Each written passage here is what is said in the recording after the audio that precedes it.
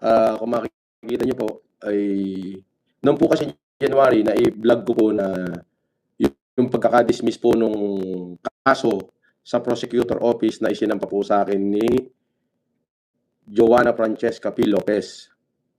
Opo, na-i-vlog ko po 'yon. So, hindi ko po alam na yun po ay kanilang finailan ng MR o motion for reconsideration. Opo.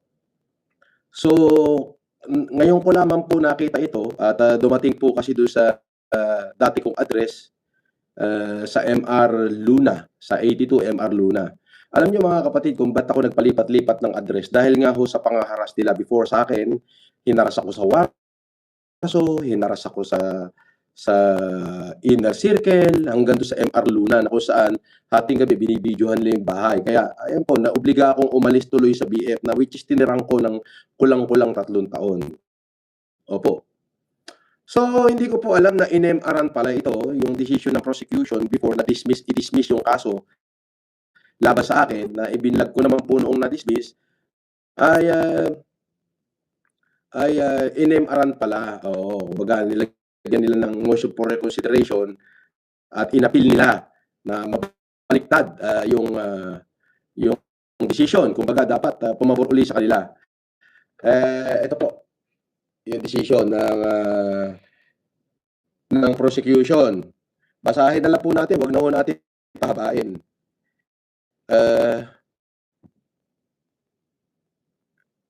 Okay, dito, ayan po, kung makikita nyo, ayan. So, nakalagay dito, resolution, sabi niya. Ang complainant po rito ay kung makikita nyo, ayan. Ayan. So, ito po yung na-dismiss noong January. Tapos, parang hindi sila pumayag na na-dismiss, parang inapilan nila, something ganun, or parang in-MR nila. Kanina ko lamang ho natanggap. At nagpapasalamat po ako unang-una higit sa lahat sa Diyos dahil ito po ay pumabor po sa atin yung decision ng Kagawaran ng Katarungan. Sabi Republika ng Pilipinas, Kagawaran ng Katarungan, National Prosecution Service, Office of the City Prosecutor, Parañaque si Leo Ueda, salamat.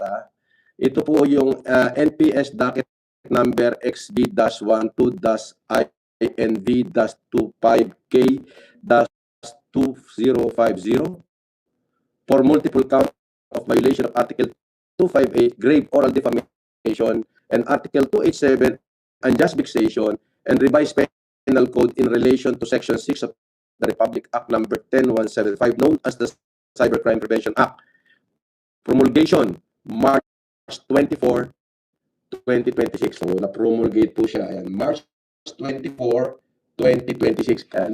Hindi ko lamang po ito natanggap. Opo. Sabi niya, resolution, this resolved the motion for reconsideration dated 18 February 2026, filed by the complainant, movement of this office, resolution dated 13 January 2026. Assigned resolution, dismissing her complaint for multiple counts of violation of Article 258, grave oral defamation, and Article 287, unjust vexation of the revised penal code, both in relation to Section 6 of the Republic Act number 10175, known as the Cybercrime Prevention Act of 2012, for lack of jurisdiction and prima facie evidence with reasonable certainty of conviction. Ito po yung naging hatol noong January na ibilag ko naman po sa inyo. So, ano po sila? Nag-file po ng motion for reconsideration. Ang sabi po rito, in seeking for reconsideration, complainant, movement, yun nga ho, yung Joanna, contend that the dismissal of her complaint was legally and factually erroneous, stressing that case should be resolved on the merit rather than on technicalities. So, parang ang sinasabi po nila, dapat daw i-resolve on the merit, wag daw dun sa technicalities. Okay? So, ito, una, she assert that this office has jurisdiction over her complaint. She argued that the defamatory and vexation statement published by respondent online were assessed by her in this city where she resides, and that the resulting harm was likewise sustained here, making it a proper venue. She attached her updated certificate of residency dated 05 February 2026 to establish her conjugal domicile, maintaining that the dismissal on the ground of improper venue is contrary to the law. Second, she reiterated that respondent statement, ako daw ho yung statement ko, made during public YouTube live stream constitute the crime of grave oral defamation. Hindi ko ito kilala ha. And unjust vexation, as they were malicious, publicly broadcast, and clearly identified and insulted her, thereby causing her reputational harm and emotional distress. Ito po yung explanation nila. Third, ayan, she maintained that she presented sufficient and properly authenticated evidence, including videos and recording supported by an affidavit of authenticity. So mahaba po ito kung babasahin ko. Dito tayo, fourth, meron pa siyang fourth, at then meron pa siyang finally. So, jurisdictional requirement was complied. Yung pa yung sabi niya. Ayan. Sabi niya, there is, sabi, under the implementing rule and regulation of the Republic Act, blah, blah, blah. So, mahaba. Ano na natin, tawag na nating basahin. Dito na. Yan. So, basahin na lang natin dito sa baba.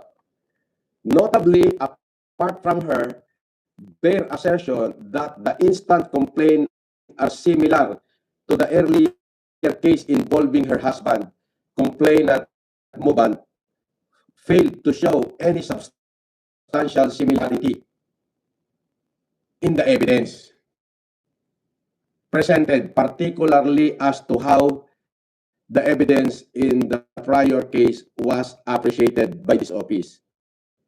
Mere invocation of a prior ruling without showing that the evidence circumstances are analogous does not warrant a similar outcome. Clearly, this office applied the law in a national and judicious manner, taking into account the distinct fact and evidence obtaining in each case, and with due regard to the quantum of proof necessary to sustain a conviction in court. Wherefore, it is respectfully recommended that the motion for reconsideration dated 18 February 2026 filed by the complainant Moban Joanna Francesca Lopez is be denied for lack of merit. City of Parañaque, March 23. Ayan po, pinirmahan na po ng mga... Thank you po, maraming salamat po. Maraming salamat doon sa ating mga prosecutor. Ito po ay isang magandang balita para sa akin at ngayon ko lamang po ito natanggap. Sorry po doon sa mga nag-aabang. So, yung po ikinaso sa akin na na-dismiss, na sinabi nila na magmo-motion sila, ito po, finality denied. So, you know. So, magandang balita ho yan para sa atin.